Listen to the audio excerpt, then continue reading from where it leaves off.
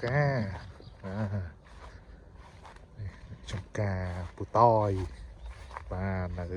tập bèn sờ cái khung rễ sài và nơi tam cho cá làm hài nó miền sặc cây tới hải đàm hộp lại miền xoài miền đâu miền chê chúng ta ba bật lại nó phải chọn sặc cây bởi nên nãy đàm sặc cây lõ hay tật cuốn hay đừng cho cặp phao cái đó ba sạc nóยังដាក់ត្រីđóតែទឹកវានៅល្អអត់ដឹងវិធីធ្វើម៉េចទេមួយឆ្នាំហើយបាទខំផងដាក់ចោដាក់កផ្លោកច្រើនដែរហើយតែវាអត់ថ្លាតែត្រីឃើញនៅធំបាទចាំមើលដឹងមានវិធីអីដាក់ដើម្បីថាឲ្យទឹកថ្លាបងប្អូនជួយដឹងសូមបងប្អូនប្រាប់ផងបាទខ្ញុំមករៀនធ្វើកសិកម្មដែរទេហើយមានរោងមួយអញ្ចឹងទៅគាត់នៅដេកចាមជ្រកមកលុបអញ្ចឹងទៅបាទហើយនោះដើមធ្លោអូផ្លែច្រើនណាស់ដើមធ្លោនេះមួយឆ្នាំមុននេះហូបអត់អស់ទេបាទជ្រុះពេញដីបាទ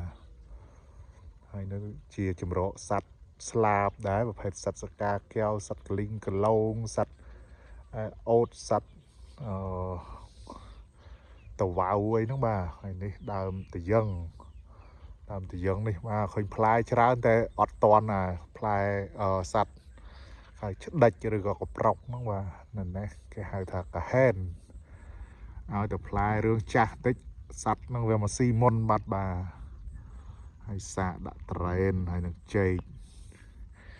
ពងមាន់អញ្ចឹងទៅដាំជុំវិញដើមត្រេនបាន5ដើមដែរបាទសាកលបងហើយកង្ក្រោយនោះដាក់តបែកហើយចេកហើយនឹងស្រូវស្រែមួយស្រែនោះដាក់ស្រូវហើយជីកបន្លាយព័ទ្ធជុំវិញគិតថាវានឹងមានទឹកច្រើននោះដាក់ត្រីតែខែនេះភ្លៀងស្ទើរ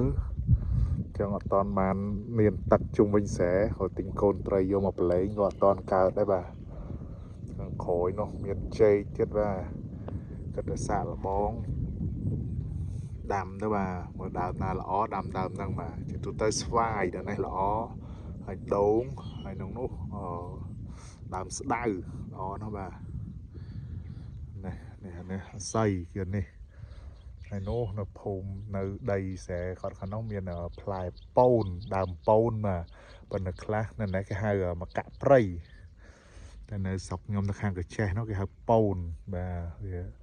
គេហូបទុំទេអានោះយកមកធ្វើទឹកត្រីប៉ូនអូឆ្ងាញ់ណាស់បាទអញ្ចឹងគាត់ថាចាំមើលទៅពេលវាទុំទៅសុំគាត់ 4-5 ផ្លែមកឲ្យត្រីយើងនៅនេះមានដាក់ត្រីទូកអាំងត្រីដែងអាំងជាមួយទឹកត្រីប៉ូនហ្នឹងអូជាតិណាស់បាទអញ្ចឹងដាំម្ទេសដាំបន្លែអីបន្ថែមទៀតទៅពេលដែលឲ្យធွာយើងបាទមានស្ដៅមានតសក់មានអីហ្នឹងជីហ្នឹងដាក់ចុចជាមួយទឹកត្រីប៉ូនឆ្ងាញ់បាទហើយនៅនេះព្រីងបាយមកដើមធំដែរបាទទុកខ្ញុំអត់ឲ្យគេកាប់ទេបាទគឺព្រីងបាយមានផ្លែទុំតជាប់រហូតបាទហើយក៏ជាកន្លែងសម្បុកសัตว์សកាកែវអូឃើញមានកូនមានអីពេញហ្នឹងបាទយំចេកចាចពេញហ្នឹងដែរបាទល្អណាស់បាទទេសភាពនៅនេះអូនោះត្រីអូធំដែរមានដាក់ត្រីប្រាថែមទៀតបាទឥឡូវនេះឃើញឲ្យមាត់ធំដែរបាទហើយនៅតាមមាត់ស្រះហ្នឹងមានអីទេមានតែដូងស្លឹកគ្រៃចេកហ្នឹងបាទភាសាតាមមាត់ស្រះនេះដីគេហៅដីគ្រោះអាចកពើអញ្ចឹងទៅដាំមិនសូវល្អអញ្ចឹងខ្ញុំ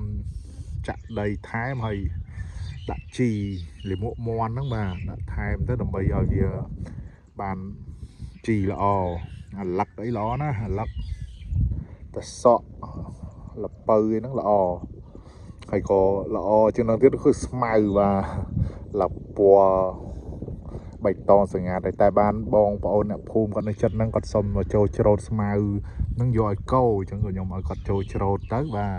ជឿស្អាតទាំងកន្លែងយើងហើយក៏បានទៅជាចំណីដល់កោដែរបាទ បាទអញ្ចឹងខ្ញុំមានតែប៉ុណ្ណឹងបង្ហាញសិនបាទអរគុណបាទចាំពេលក្រោយចាំខ្ញុំបង្ហាញថែមទៀតបាទចាំជួយចុច like ចុច subscribe ផងបាទខ្ញុំនឹងបង្ហោះបន្ថែមពីចំការលំហែរបស់ខ្ញុំបាទអញ្ចឹងរៀបចំទៅផ្ទះវិញដែរហើយបាទអរគុណជម្រាបលា